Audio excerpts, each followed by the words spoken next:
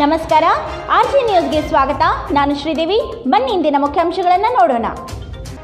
ವಿಲೇವಾರಿ ಘಟಕದಲ್ಲಿರಿಸಿದ ಗಣೇಶ ವಿಗ್ರಹಗಳ ವಿಸರ್ಜನೆ ಮಾಡಿದ ರಾಮಸೇನೆ.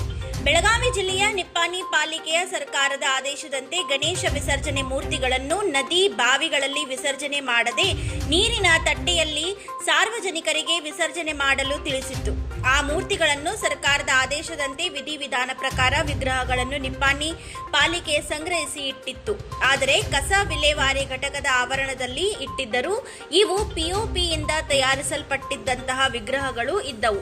ಆದ್ದರಿಂದ ನೀರಿನಲ್ಲಿ ಇವು ಕರಗದೆ ಕೈಮುಖದ ಭಾಗ ಮುರಿದು ಹೋಗಿದ್ದನ್ನು ಕಂಡು ಸಂಘಟನೆ ಈ ವಿಷಯ ತಿಳಿದು ರಾಮಸೇನೆ ಕಾರ್ಯಕರ್ತರು ಸ್ಥಳಕ್ಕೆ ಹೋಗಿ ಪ್ರತಿಭಟನೆ ನಡೆಸಲಾಯಿತು. ಈ ಸುದ್ದಿ ತಿಳಿದು ಸ್ಥಳಕ್ಕೆ ಖಡಕ್ಲಾಟ್ ಪೊಲೀಸರು, ಪಾಲಿಕೆ ಅಧಿಕಾರಿ ಭೇಟಿ ನೀಡಿ ಪರಿಸ್ಥಿತಿಯನ್ನು ತಿಳಿಗೊಳಿಸಿ ಸಮಸ್ಯೆಯನ್ನು ಬಗೆಹರಿಸಿ ಗಣೇಶ ವಿಗ್ರಹಗಳನ್ನು ವಿಸರ್ಜನೆ ಮಾಡಿ ಭಾರೀ ಅನಾಹುತವನ್ನು ತಪ್ಪಿಸಿದರು.